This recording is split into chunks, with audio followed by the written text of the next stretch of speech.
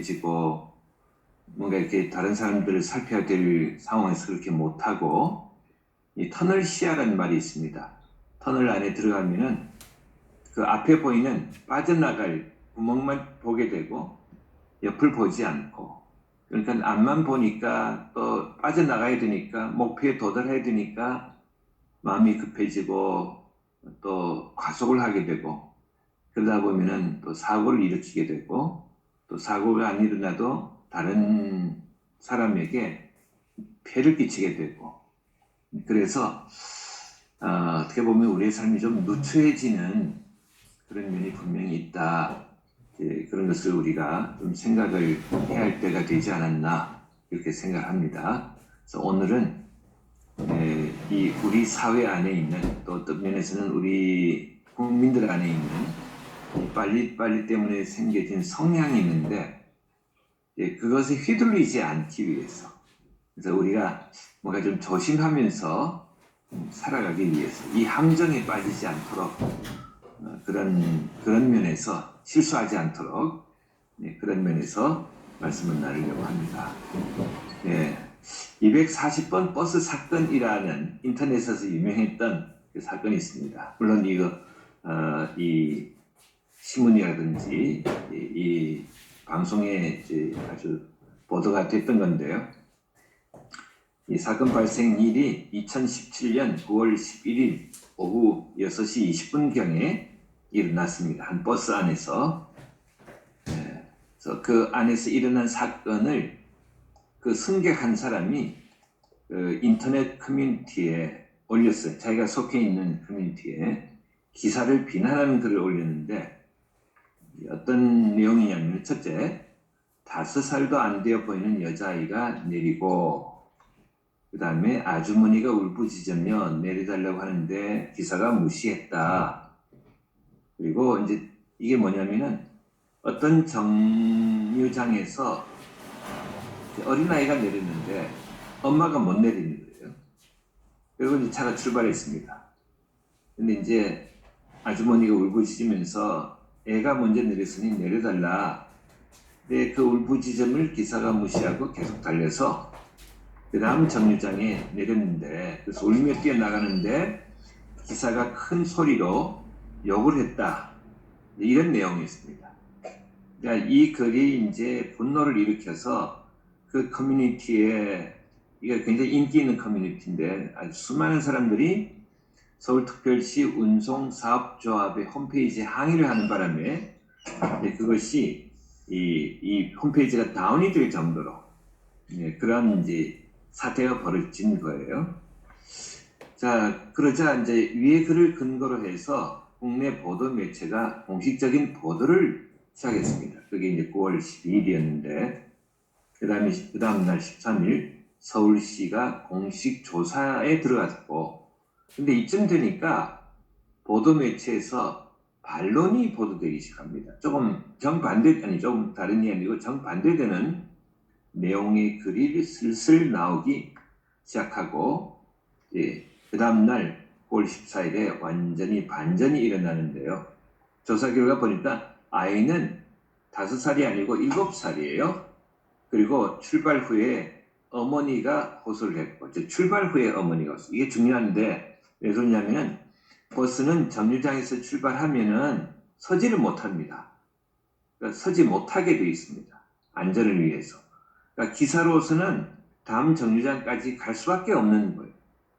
그리고 기사가 욕을 하지 않았다는 승객의 증언이 나왔습니다. 그리고 이제 이 7세, 5세 차이를 보시면은, 5세는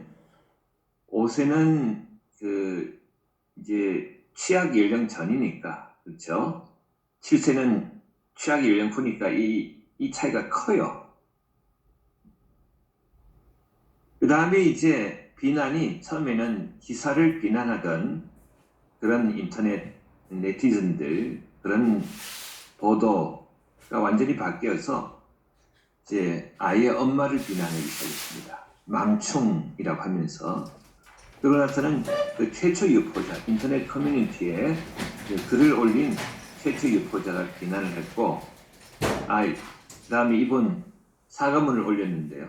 약간 한 페이지 올렸다가 5페이지 사과문을 올렸어요. 아주 허되게 혼을 났는데, 그 다음에 이제 누구의 책임인가에 대한 기사가 보이기 시작했습니다. 그럼 한번 누구 책임인가를 한번 보면은 기사가 잘못했나? 그렇지 않습니다. 기사는 이 운전에 관한 그 준수 사항을 그대로 지키고 운전했습니다. 그리고 욕을 한다든지 그런 잘못을 전혀 저지르지 않았습니다. 잘못했는 거죠. 그러면 아이 엄마인가?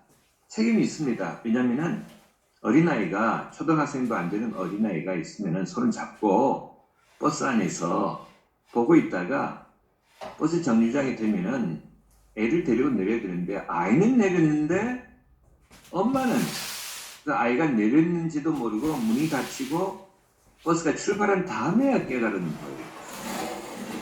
이건 이제 엄마로서 해야 될 도리를 못하는 거죠. 일단 엄마가 잘못했습니다. 기사는 아무 잘못이 없고. 그런데 이 최초 유포자의 잘못이 더 커요. 왜냐하면 버스 안에서의 사건을 인터넷 커뮤니티의 사건으로 만들어 버렸습니다. 그래서 수많은 사람들이 분노를 하면서 그 다음에 이제 항의를 하느라고 홈페이지 다운시켰죠. 근데 이 사람들, 이 항의한 사람들, 다시 말해서 사건의 전말을 제대로 확인하지 않고 확인한 사람들에게 또 더 큰 책임이 있는데, 왜냐하면 인터넷 커뮤니티의 사건을 서울시의 사건으로 만들어 버리는 거예요. 그 다음에 이제 마지막으로 가장 큰 책임을 져야 될 사람들이 있는데, 그게 뭐냐면 이 언론을 담당한 사람들입니다. 사실 확인도 제대로 하지 않고 그저 이 인터넷 커뮤니티에 올라간 이 사건, 서울시 홈페이지에 항의한 이 사건만을 근거로 해서 보도를 잘못한, 그래서 서울시의 사건을 이 전국의 사건으로 만들어 버린 이 사람들에게 가장 큰 잘못이 있는 거죠. 근데 나중에 이제 제가 이거를 이 최초 보도로부터 조사를 해서 차근차근 이렇게 이제 이걸 끝까지 어떻게 처리하는 것까지를 다 봤는데, 여기에 대해서 사과를 발표한 매체가 딱 한 군데, 그 중에 좀 이따 말씀드리고, 근데 그 중에 한 기사를 보니까 이게 어떤 식으로 이걸 얼버무렸냐면은, 일단 오보를 했잖아요. 잘못 보도를 했으면은 사과를 해야 되는데 사과를 하지 않고 이제 이거를 이제 정리하는 기사를 어떤 식으로 냈냐면은, 한 신문에서는 이게 누구 잘못인가 그렇게 해놓고 이제 아이 엄마 잘못도 언급하고 최초 유포자도 언급하고 이렇게 슬슬 가다가 이제 자기의 잘못을 인정해야 될 지점에 들어가서는 이건 우리 모두의 잘못이다 이렇게 해버리는 거죠. 홈페이지까지는 가서 이건 우리 모두의 잘못이다. 그러면 매체는 잘못이 없는 건데 제일 큰 잘못을 저지르는데, 딱 한 군데 기독교 언론사 한 군데에서 이 사과를 했습니다. 잘못했다고. 그래서 제가 그래도 기독교 언론이 참 양심이 살아있구나, 그런 생각을 한 적이 있습니다.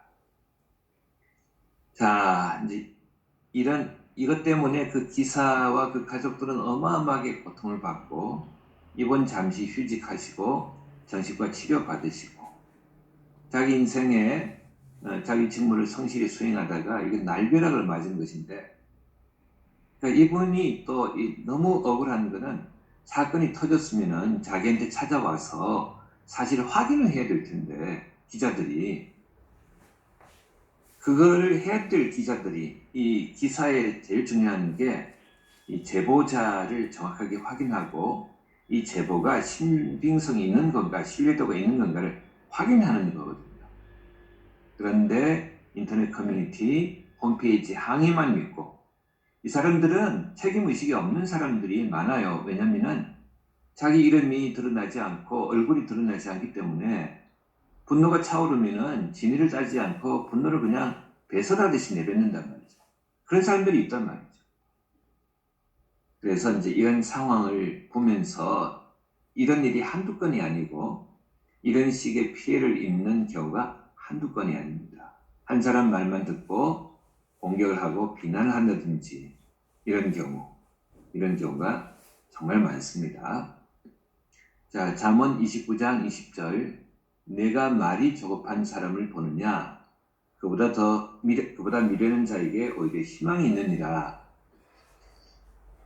여기서 이제 미련한 자라는 표현을 좀 보겠습니다. 잠언에 이런 표현이 많이 나오죠. 지혜로운 자, 미련한 자, 그렇죠? 이 대조가 자주 보입니다. 잠언이니까요. 그런데 또 다른 대조가 있습니다. 뭐냐면은 이 부지런함과 게으름의 대조가 있습니다. 부지런한 자, 게으른 자. 그리고 또 한 대조가 있는데 의인과 악인의 대조가 있습니다. 근데 잠언을 잘 읽어보면은 지혜로운 자와 부지런한 자와 의인은 동의어고, 그렇기 때문에 미련한 자와 게으른 자와 악인도 동의어입니다. 그러니까 이런 거예요. 지혜롭다고 하는 것은 부지런한 것이다. 의롭다는 것이다. 미련한 자고 하는 것은 게으르다는 것이다. 악하다고 하는 것이다. 잘 이해가 되지 않습니다. 이렇게 언뜻 보면은 아니 게으르다고 악한 건 아닐 텐데, 또 어리석다고 게으르거나 반드시 게으르거나 어리석다고 또 악한 건 전혀 아닐 텐데 왜 이런 대조가 보이는 걸까 생각할 수 있습니다. 이제 이걸 이해하기 위해서는 잠언이 말하는, 또 범위를 넓히면 성경이 말하는 지혜가 무엇인가를 우리가 생각해 봐야 됩니다. 잠언이 말하는 지혜는 하나님을 경외하는 것에 근본을 두고 있고, 이걸 얻으면 생명나무가 되는, 그러니까 다시 말해서 잠언이 말하는 지혜는 하나님을 경외함으로, 그래서 하나님의 말씀을 존중하여 받아들이고 마음에 새기고 살면서 따라가는 그런 종류의 지혜입니다. 왜 그러냐면 또 한번 생각해 보면은 하나님께서 말씀으로 세상을 창조하셨기 때문에 말씀 안에 이 세상의 원리가 다 들어가 있고, 또 말씀으로 사람을 창조하셨으니까 또 그 안에 사람의 뭐랄까 성향이랄까 행동 방식이랄까, 다시 말해서 우리가 사람이 어떤 존재인지를 제대로 알고 또 이 세상이 어떤 존재인지를 어떤 것인지를 제대로 알려면은 말씀을 우리가 받아야 되고 깨달아야 되고, 그래서 우리가 갖게 되는 어떤 성서적인 세계관, 인생관, 가치관, 그런 것에 근거해서 우리가 사고하고 삶을 살아가는 것, 그게 잠언이 말하는 지혜롭다라는 것의 의미거든요. 그럼 이런 지혜를 가지면은 일단 어떻게 되냐면은 부지런해집니다. 무슨 말이냐면은 어떤 삶에 대한 이유, 내가 왜 살아야 되는지, 또 무엇을 위해서 살아야 되는지 그것을 알게 되기 때문에 소망을 가지고 인내하면서 쉽게 물러나거나 주저하지 않고 앞으로 나아갈 동력을 얻게 된다 하는 것입니다. 서울시에서 해마다 이제 서울시 전체는 아니고 그 중에 상당히 많은 사람들을 대상으로 여러 가지 통계 조사를 합니다. 그 중에 그 종교 조사도 있습니다. 근데 홈페이지에 다른 통계는 공개를 하는데 이게 좀 민감한 문제여서 그런지 홈페이지에 공개하지는 않습니다. 그런데 이제 자료 요청을 하면은 내줘요. 홈페이지에 공개는 하지 않지만 자료는 공개합니다. 근데 거기를 보면은 이제 개신교, 가톨릭, 불교, 원불교, 이런 이슬람, 이런 종교 인구가 나와 있는데 일단 개신교가 제일 많습니다. 그리고 개신교가 제일 많은데 이 직업별 분류 통계를 보면 간단하게 한 4가지로 나누면은 맨 위가 전문직, 그 다음에 화이트 칼라, 그 다음에 블루 칼라, 그 다음에 일용직. 이 4가지 분야에서 개신교도 제일 많아요. 그러니까 이게 어느 계층이든 내가 지금 현재 어디에 속해 있든 사회 진출력이 강하고 삶의 의지가 강하기 때문에 그래서 이제 쉽게 말해서 불지전해질 수밖에 없는 거죠. 삶에 집중하고 내가 해야 될 일을 찾되 열심히 하고 그런 면에서 해야 될 일을 알고 내가 완수해야 될 임무가 무엇인지를 알기 때문에 열심을 내어서 부지런해진다고 하는 것입니다. 그리고 의인이라고 하는 것은 기본적으로 하나님의 말씀을 받는 사람, 즉 하나님과의 관계가 형성된 사람. 그래서 그 말씀을 통해서 무엇이 의로운가, 무엇이 불의한가를 분별하고 의로운 길로 나아가고 그쪽을 선택하는 사람. 그렇기 때문에 잠언에서 지혜롭다, 부지런하다, 의롭다 하는 것은 동의어가 되는 거죠. 반대로 미련하다, 게으르다, 악하다, 동의어인 거죠. 여기 보세요.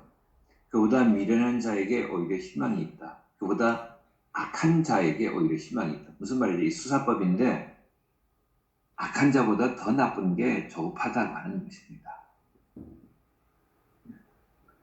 미련한 것보다 어리석은 것보다 더 나쁜 게 조급하다고 하는 것이고 그 다음에 게으른 것보다 더 나쁜 것이 조급하다고 하는 것입니다.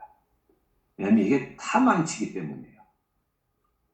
의와 불의를 구분하는 것을 망치고 또 조급하면은 내가 정말 이루어야 될 것이 무엇인지를 놓치게 되고 탐욕을 좇게 되고 허영을 좇게 되고 그런 것 때문에 우리 안에 와 있는 이 조급증이야말로 정말 우리 자신과 우리 사회를 파괴할 수 있는 시한폭탄과 같은 그런 위험 요소라고 하는 것을 우리가 기억할 필요가 있습니다. 조급함의 양상을 보죠. 우리 안에 조급한 마음이 있으면 우선 한쪽 말만 듣고 화를 내면서 그 사람 편을 듭니다. 우리가 이제 종종 경험하는 거죠. 내가 아는 사람이 또는 내가 모르는 사람이라도 우연히 대화에 끼어들어서 어떤 사람이 억울하게 당한 얘기를 들으면 그 사람에게 분노가 치밀어 오릅니다. 일단 그 말만 듣고 영화가 그걸 이용합니다. 영화를 보면은 이제 이 주인공이 있고 또 악인이 있지 않겠어요? 항상. 그러면 이제 이 악한 사람에 대한 증오가 차올라야 이 결말에 통쾌함이 있기 때문에 그래서 영화를 보면은 이 악인 역을 맡은 사람이 정말 이렇게 교활하게 한 번도 아니고 여러 번 가족이라든지 자기 친구라든지 괴롭히다가 뭐 죽인다든지 또 아주 비열한 방법으로 그래서 보는 이로 하여금 분노가 차오르게 만든 다음에 나중에 이제 주인공이 그걸 해결할 때 굉장한 통쾌감을 느끼게 만드는 것이 영화예요. 소설도 이런 종류를 다루는 소설도 마찬가지라고 할 수 있습니다. 근데 이제 저는 이제 영화 평론을 또 해야 되는 입장이기 때문에 영화관에 직접 가진 않지만 이제 관심을 받은 영화가 있으면은 DVD를 산다든지 해서 이렇게 봅니다. 보면서 제가 느끼는 게 있는데 이게 내 감정이 너무 소모가 되고 내 속이 너무 소진이 되는구나.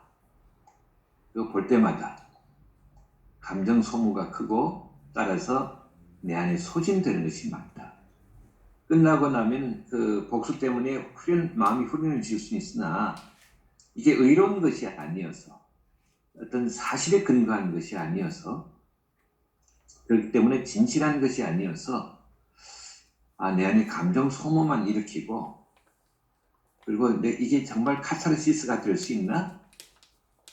그런 생각을 자주 하게 됩니다. 그 다음에 사실 또는 진실보다 감정을 앞세웁니다. 여기에 이제 함정이 있는데요.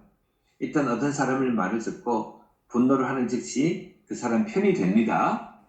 그 사람 편이 되고 분노의 대상이 되는 그 사람은 이제 죽어야 되는 거예요. 어떻게든지 막 이 벌을 받고 어떻게든지 하여간 망해야 되는 거예요. 편을 딱 정하고 나면은 그 다음에 그 사람에 대한 반론이 일어날 때 그것을 받아들이기가 어려워지게 됩니다. 왜냐하면은 일단 내가 감정상으로 그 사람 편이 되었거든요. 그리고 그 사람에 대해서 내가 분노하면서 또 욕이라도 하면은 일단 내가 그 사람의 입장이 되었기 때문에 이거를 번복한다는 것이 쉽지 않게 됩니다. 그리고 듣고 싶은 말만 들으려 합니다. 그 다음부터는 그에 대한 반론이 일어나면 그게 미워지기도 합니다. 자, 그 다음에 이 결과를 보면 지금까지는 조급함의 어떤 양상, 조짐, 진단이었는데 결과를 보면은 상황 이해를 하지 못합니다. 여기 화면을 보시면은 사실은 이제 오른쪽으로 기울여야 되지 않겠습니까? 오른쪽에 뭐가 많이 놓여 있으니까. 그러니까 분명히 이 오른쪽이 사실이라고 하는 증거가 이렇게 많이 보이는데도, 들리는데도 여전히 그 증거 쪽으로 마음을 실어 놓기보다는 자기가 선택한 조급한 것 때문에 일어나는 감정, 그것으로 인해서 선택한 그곳에 여전히 자기는 마음의 무게를 두고 있는 거예요. 상황 이해를 제대로 못하는 거죠. 그러니까 공정한 관점을 가지지 못합니다. 그래서 문제의 핵심이 무엇인지를 알지 못합니다. 네. 그리고 결국에는 엉뚱한 사람이 피해를 입습니다. 근데 이 언론이 참 정말 이 문제에 대해서는 신중을 기해야 되는데, 이게 뭐냐면 한번 언론에 의해서 피해를 입으면은 그 다음 사람들은 그 첫 사건이 각인이 되기 때문에 그 첫 상황이 나중에 바로 잡았다 하더라도 많은 사람들이 그 첫 사건만 기억을 하고, 그 다음에 특별히 첫 사건에서 분노를 한 사람이 그 다음에 나중에 진실을 알게 될 때는 그 진실을 말해주지 않습니다. 자신이 첫 사건에 대해서 분노한 것을 사람들에게 많이 퍼뜨린 사람일수록, 그럼 자기 잘못도 시인을 해야 되기 때문에, 그래서 그거를 소문낸 사람이 정정 보도를 해주질 않아요. 그러니까 자기가 말한 그 사람에게 전화 걸어서 내가 사실은 잘못 알고 이렇게 말했어, 이게 내 실수야 라고 해야 되는데 그걸 안 한단 말이죠. 그렇죠? 그러니까 엉뚱한 사람이 피해를 입고, 이게 바로 잡혀진 뒤에도 계속해서 참 부끄러움을 쓰고 살아야 되는 경우가 많습니다. 그리고 이 악한 사람들은 바로 이 점을 노리기도 합니다. 자, 이제 우리나라가 정말 풍요해졌습니다. 우리나라의 역사상 이렇게 잘 살던 때가 있나 싶을 정도로, 그리고 국제적인 위상을 봐도 이렇게 우리나라가 국제적인 위상이 높아진 적이 있나 싶을 정도로 그런 풍요를 우리가 누리게 됐는데요.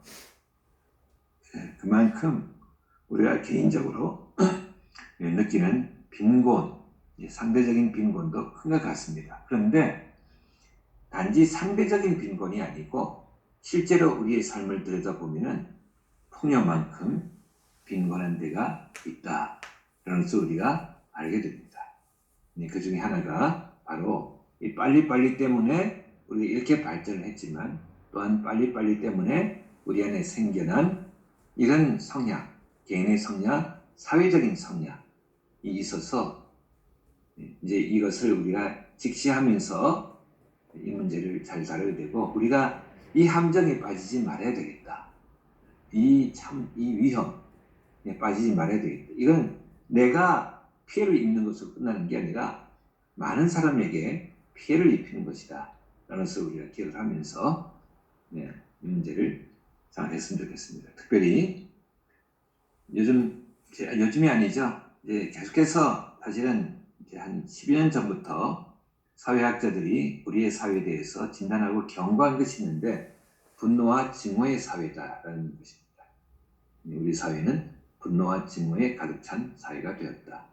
이것을 여러 국내 사회학자들이, 교수님들이 이것을 얘기하고 이 사회에 경고를 던지고 사실은 보도가 많이 되기도 했습니다. 아마 여러분이 인터넷에 분노와 증오의 사회, 분노의 사회 이렇게 치시면은 대번에 저명한 학자들의 글과 함께 그 언론 보도가 있다고 하는 것을 확인할 수 있습니다. 근데 이 분노와 증오가 유증기처럼 우리 사회에 가득 차 있고, 그러니까 불만 당기면은 폭발을 하는 거죠. 근데 지금 불 당길 준비를 하고 있는 사람들이 꽤 있습니다. 불 당겨서, 왜냐면은 자기가 원하는 방향으로 여론을 몰아갈 때 분노를 일으키는 것이 제일 쉽다는 것을 알기 때문에 이것을 노리고, 그래서 의도적으로 불을 당겨서 폭발을 시켜서 자기가 원하는 쪽으로 마음을 이렇게 가게 하도록, 그런 사람들이 있기 때문에 더더군다나 이것이 이 사회 곳곳에 있고 여러 군데 있고 우리 가까이 와 있을 수 있기 때문에 이것에 우리가 휘둘리지 않으려면, 우리가 가해자가 되지 않으려면, 피해자인 동시에 속아서 남들에게 피해를 입히는 그런 가해자가 되지 않으려면 조심을 해야 된다. 정말 조심을 하고 깨어서 성경의 말씀을 우리가 생각해 보면은 굶주린 사자가 이리가 양떼를 노리듯이 그런 상황이기 때문에 우리가 깨어서 경각심을 가지고 이 문제에 대해서 방어를 잘 해야 된다. 대책을 세우고 조심을 해야 된다. 그 말씀을 드리지 않을 수가 없습니다. 네, 이 상황에서 우리에게 필요한 것은 인내예요. 저는 제가 처음 다닌 교회에서 지금 협동 목사로 있습니다. 국내에 있으면서는 떠나본 적이 없습니다. 네, 저희 교회 이촌동에 있는데요. 지금은 번호가 많이 바뀌었습니다. 여기 지금 새 번호가 있죠. 57번, 38번, 211번. 저희 교회 앞을 다니는 그런 버스 노선이었습니다. 지금은 바뀌어서 211번이 6211번, 38번은 100번, 뭐 이런 식으로 바뀌었습니다.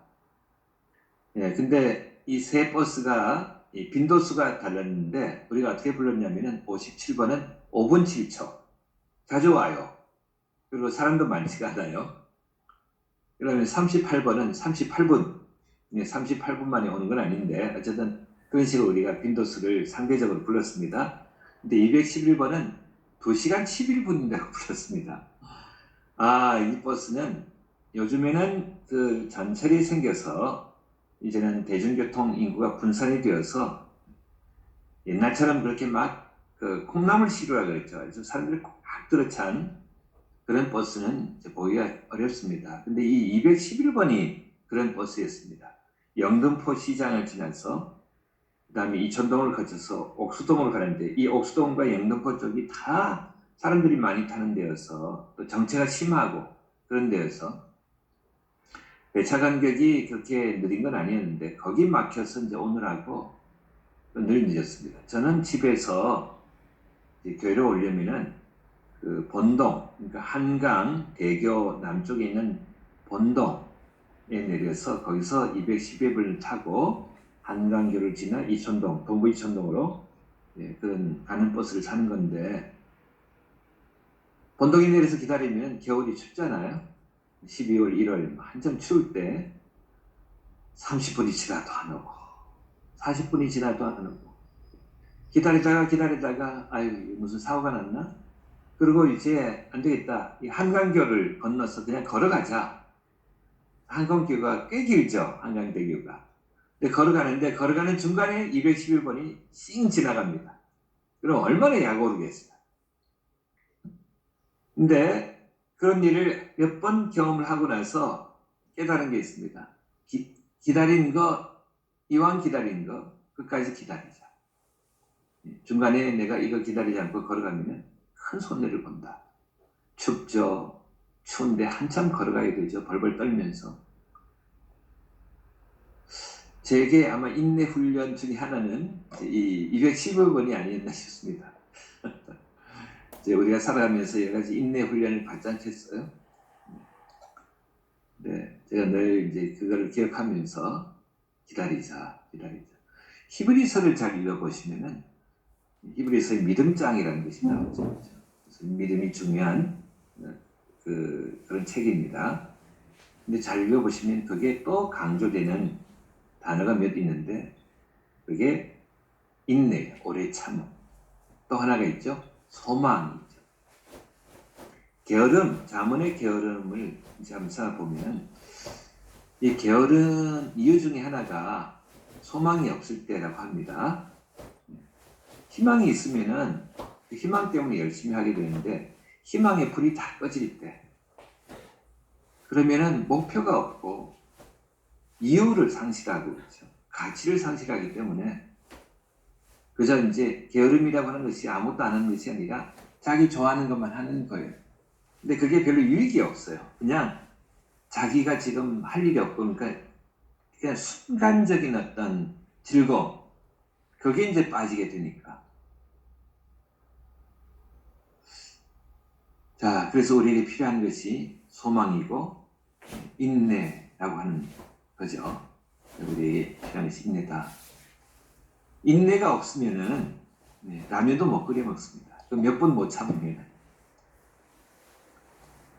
인내가 없으면은 밥도 못 지어 먹습니다. 그 30분 정도 못 참으면 그러니까 우리의 삶에 정말 매 순간 필요한 것이 기다림이고 인내입니다. 왜냐하면 우리는 시간을 살아가는 존재이기 때문에 즉 시간을 벗어날 수가 없는 존재이기 때문에 우리에게 주어진 조건이 시간이라고 하는 것이 있는데 시간이 지나야만 모든 것이 이루어지기 때문에 우리가 바라는 모든 것은 시간이 지나야 이루어지는 것입니다. 그러니까 믿음과 인내를 그냥 일상적인 상황에서 생각해 보시면은 우리에게 믿음이 생겼습니다. 이 믿음은 경험적인 믿음입니다. 어떤 거냐면은 찬물에다가 라면을 집어넣고 불에 올리면은 그리고 기다리면은 물이 끓고 그 라면이 익더라. 그 경험을 통해서 이제 우리가 믿음을 가지게 됩니다. 지금 라면이 익지 않지만 불 위에 물을 올려놓고 그 다음에 거기에 라면을 집어넣으면은 이거는 몇 분 지나면은 익는다. 맛있는 라면이 된다. 라는 믿음을 가지고 그렇게 합니다. 믿음은 바라는 것들의 실상이요. 그러니까 믿기 때문에 그 익어진 라면을 우리가 머리에 그리면서 올려놓는 거죠. 지금은 그렇게 익어져 있지 않지만 믿음이 우리에게 실상을 주는 것입니다. 그리고 그것이 익기까지 기다려야죠. 기다려야죠. 집어넣고 바로 안 되는 거죠. 익기까지 기다려야 되는 거죠. 그렇죠? 근데 중요한 일일수록 그 과정이 길고 그리고 그 과정이 길기 때문에 또 기다림 또한 긴 거죠. 그래서 기다려야 된다 라고 하는 것 이것을 우리가 좀 기억을 했으면 좋겠습니다. 네. 그리고 이제 정리를 좀 하겠습니다. 분노와 증오의 사유 속에서 필요한 것은 인내인데 여호와께서 그의 앞으로 지나시며 선포하시되 여호와라 자비롭고 은혜롭고 노하기를 더디하고 인자와 진실이 많은 하나님이라. 노하기를 더디하시는 분. 하나님의 성품 중에 하나가 노하기를 더디하는 분이세요. 그러니까 조급하지 않으신단 말이죠. 그리고 좀 전에 말씀드렸지만 우리가 간절히 원하는 것은 너희 각 사람이 동일한 부지런을 나타내요. 여기에 부지런함이 있군요. 끝까지 소망의 풍성함을 이르러 게으르지 아니하고 믿음과 오래 참음으로 말미암아. 그래서 이것이 다 연결되어 있다고 하는 것. 부지런함, 소망, 믿음, 오래 참음 또는 인내 이것이 다 연결이 되어 있다고 하는 것. 이게 별개의 개념이 아니라고 하는 것을 우리가 기억을 하고 그래서 우리가 구할 것은 아무것도 염려하지 말고 다만 모든 일에 기도와 간구로 너희 구할 것을 감사함으로 하나님께 하리라. 그리하면 모든 지각에 뛰어난 하나님의 평강이 그리스도 예수 안에서 너희 마음과 생각을 지키시리라. 아멘. 한 가지 제가 이 말씀과 함께 기억하는 사건이 있는데요. 제가 잘 아는 한 교수님이 계세요. 한국에서 이제 전도사 생활을 하다가 그 다음에 이제 미국으로 건너가서 지금은 이제 신학 교수가 아니고 물리학을 전공해가지고 그쪽으로 이제 활동하는 분이 계십니다. 그분에게 직접 들은 얘기입니다. 그분이 이제 전도사 시절에 그 교회 학교 이제 이 학생 교회 학교 중고등학생부를 맡았는데 수련회를 갔습니다. 물가로 갔어요. 이 물가루가 만드는 건데 꼭 사고가 일어나요. 근데 아내가 다를까 한 학생이 물에 빠져가지고 이제 허우적대는데 이분이 수영을 못 하세요. 그런데 이제 약간 그 아이를 구해야겠다 그런 마음과 함께 이제 기도하는 마음으로 뛰어 들어갔는데 수영을 못하니까 이제 가라앉았죠. 근데 마음에 평안이 있으니까 물속이 훤히 보이더랍니다.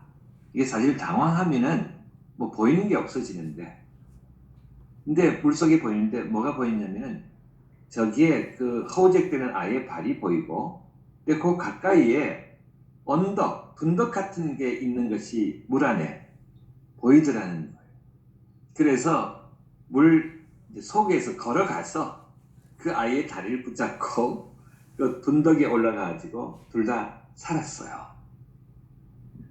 마음의 평안이 있으니까. 그래서 이게 참 저도 늘 시행착오를 거치면서 깨닫게 되는 것이 뭐냐면은 어떤 일을 겪을 때 당장에 딱 그 일을 닥치면은 분노가 치솟아 오르는데 그때 대화하면 안 되겠다. 그때 대화하면은 내 안에 있는 분노가 대화를 통해서 나오기 때문에 그럼 이게 이제 어려워진다. 관계도 힘들어지고 해결도 잘 안 되고 그러니까 일단 지금 얘기하지 말고 좀 나중에 얘기하자. 나중에 얘기하자. 바로 그 자리에서 얘기하지 말자. 그 자리에서 해결하거나 처리하려고 하지 말자. 일단 내 마음에 평안이 확립이 된 다음에 그래야 상황이 제대로 파악이 되고 그 전까지는 막 뭐랄까 죽이려 막 이렇게 단계됐다 하더라도 마음에 평안이 온 다음에 생각해 보면은 이유가 있을 거다. 이해심이 작동이 되고 그런 경우를 저도 많이 얻습니다. 네, 오늘 말씀 이것으로 마치겠습니다. 정리하면은 우리에게 정말 그 요즘 시대에 필요한 것이 평안, 소망, 오래 참음 이것이 있어야 이 분노와 증오의 사회, 조급함의 사회 마치 터널에 빠져 있는 것 같은 그래서 앞만 보이는 그것을 내달려야 빠져나올 것 같은 이런 상황에서 우리가 그 조급함의 함정에 빠지고 그것이 일으키는 어떤 소용돌이에 우리가 휘말려 들지 않으려면은 우리 안에 정말 필요한 것은 주님의 그 오래 참으심을 닮아가는 것. 잠깐 기도하고 마치겠습니다. 하나님 오늘도 함께 하셔서 감사합니다. 늘 도우신 주님을 찬양합니다. 주께서 오늘도 아침에 새벽에 우리를 불러 모으셔서 하나님 말씀 앞에 앉혀주시고 함께 기도할 수 있도록 인도해 주신 것을 감사합니다. 주님 분노와 증오에 가득 찬 분노와 증오가 유진이처럼 가득 찬 우리 사회 안에 주께서 함께 하셔서 주님 우리 안에 평강을 주시고 우리 안에 주님을 바라보고자 하는 확정된 마음을 주시고 믿음을 주시고 소망을 주셔서 인내하면서 주께서 우리를 부르신 그 부름의 목표에 도달하기까지 주님 믿음의 경주를 성실하게 수행할 수 있도록 도와주시기를 기도합니다. 감사합니다. 예수 이름으로 기도했습니다. 아멘.